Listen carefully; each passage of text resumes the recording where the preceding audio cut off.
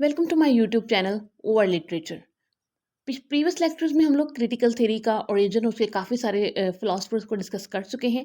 आज का जो टॉपिक है वो है हमारा critical theory as triple hermeneutics, interpretive approach, critical hermeneutics. तो ये एक ओवरऑल हमारा टॉपिक है। क्रिटिकल थ्योरी को हमने देखना है कि ये हर्मेनेटिक्स इसके ऊपर कैसे अप्लाई होती है। तो हम सबसे पहले देखेंगे कि हर्मेनेटिक्स होता क्या है। तो सबसे पहले ये देखते हैं, आज का लेक्चर अपना स्टार्ट करते हैं। तो हर्मेनेटिक्स एक मेथोडोलॉजी है, ये एक थ्योरी है इंटरप्रेट करने की। कोई भी बिब्लिकल टेक्स्ट है, इनके इन हिस्ट्री तो बिब्लिकल टेक्स्ट होते थे, तो उनको इंटरप्रेट किया जाता था। इंटरप्रेट मतलब कि उसको अंडरस्टैंड किया जाता था कि राइटर ने तो लिख दिया है, अब रीडर ने उसको पढ़कर जो है वो समझना है। तो हर्मेनेटिक्स जो है ये वो एक मेथोडोलॉजी है, वो थ्योरी है जिसके थ्रू हम लोग जो हैं वो टेक्स्ट को इंटरप्रेट करते हैं, उनको अपनी विजडम के मुताबिक अंडरस्टैंड करते हैं और देन हम लोग कम्युनिकेट करते हैं, नॉलेज शेयर करते हैं दूसरों के साथ। तो ये हो गया हर्मेनेटिक्स।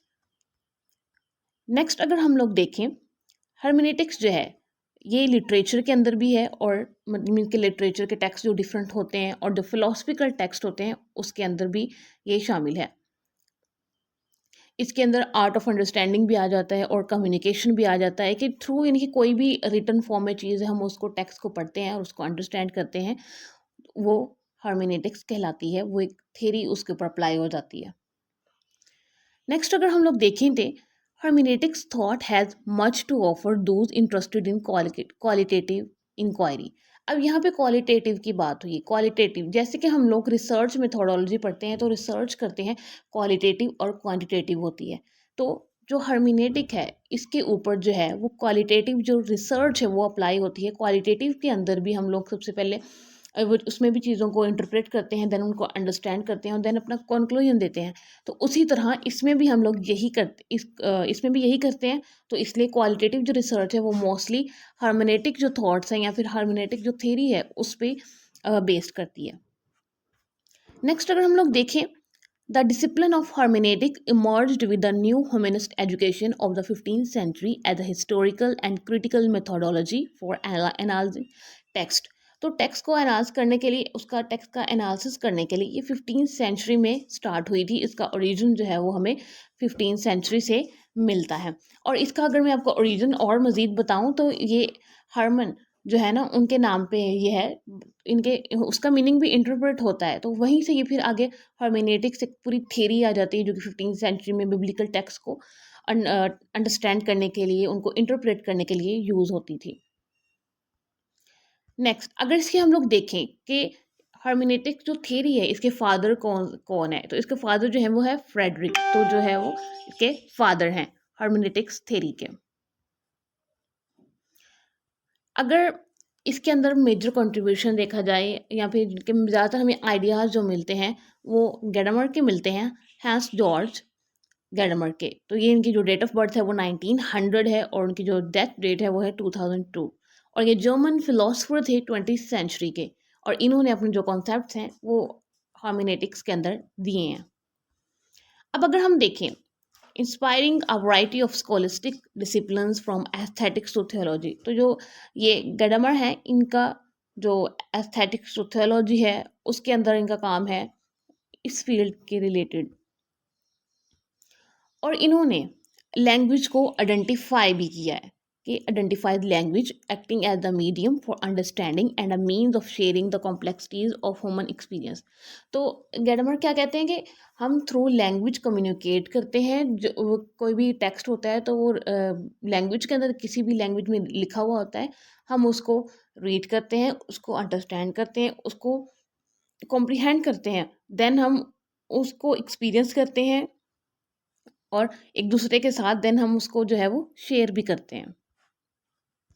आगे वो कहते हैं कि जो हर्मेनेटिक जो अप्रोच है इसको जब हम लोग यूज़ करते हैं इंटरप्रिटेशन के लिए तो इसकी कुछ करैक्टरिस्टिक्स होती हैं। अब वो करैक्टरिस्टिक्स क्या होती हैं? सबसे पहले है सीक्स अंडरस्टैंडिंग। तो मीन्स कि हमने जो टेक्स्ट पढ़ रहे हैं उसको रीड कर रहे हैं, उसकी अंडरस्टैंडिंग लेनी है, उसकी एक्सप्लेनेशन बाद में हमने करनी है। यानी कि सबसे पहले तो हमने उसकी अंडरस्टैंडिंग ले लेनी है रादर देन एक्सप्लेनिंग। सबसे पहले फर्स्ट ऑफ ऑल जो उसका मेजर पार्ट होगा वो हमारा अंडरस्टैंडिंग का होगा। तो वो हम देखते हैं क्या वो कहते हैं। The goal of hermeneutic approach is to seek understanding rather than to offer explanation or to provide an authoritative reading or conceptual analysis of a text. तो क्या कह रहे हैं कि वो सबसे पहले हमने अंडरस्टैंडिंग लेनी है, ये नहीं कि हमने एक्सप्लेनेशन देने लग जानी है जो कि रीडर ने जो कि राइटर ने दी हुई है। तो हमने सबसे पहले एज अ रीडर क्या करना है, उसका हमने कॉन्सेप्ट लेना है, उसको अंडरस्टैंड करना है। देन जो सेकंड उन्होंने अपनी करेक्टरिस्टिक्स वो बताई है, acknowledges the situation located of interpretation.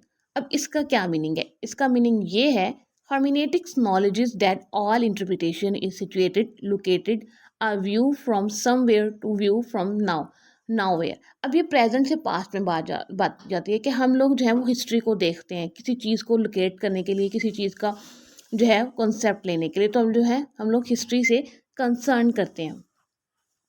Next जो है इसके अंदर जो है इसके अंदर गॉर्डिनर ने दिया है। अब जो गॉर्डिनर क्या कहते हैं, eloquently summarizes the active role of the interpreter in critical hermeneutic interpretation। कि वो कहते हैं कि जो critical hermeneutic interpretation होती है कि जब हम किसी चीज़ को इंटरप्रेट करते हैं तो उसके अंदर जो है वो जो रीडर होता है उसका एक्टिव रोल होता है। रीडर जैसे समराइज करेगा, रीडर जैसे अंडरस्टैंड करेगा, वही उसका जो है उसका एक्चुअल मीनिंग होगा चीज़ किसी भी टेक्स्ट का। आगे थर्ड नंबर पर जो इनकी करेक्टरिस्टिक्स है, recognises the role of language and historicity to interpretation. तो लैंग्वेज जो है वो एक इम्पॉर्टेंट रोल करती है। थ्रू लैंग्वेज हम चीज़ों को अंडरस्टैंड करते हैं, थ्रू लैंग्वेज हम कम्युनिकेट करते हैं, थ्रू लैंग्वेज हम चीज़ें एक दूसरे के साथ आइडियाज शेयर करते हैं, थ्रू लैंग्वेज हम नॉलेज गेन करते हैं। तो hermeneutical thinkers argue that language and history are always both conditions. कि लैंग्वेज और जो हिस्ट्री है ये दोनों कंडीशन होती हैं किसी भी चीज़ को अंडरस्टैंड करने के लिए।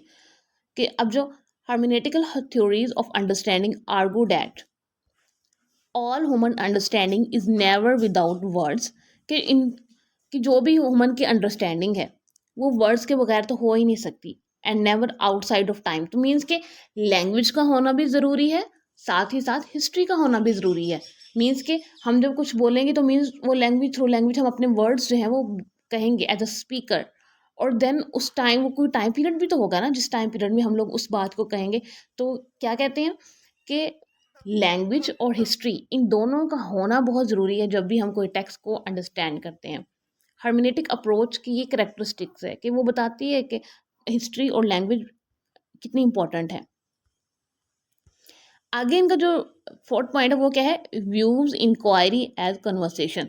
तो Gadamer describes hermeneutics as the skill to let things speak which comes to us in a fixed petrified form that of the text.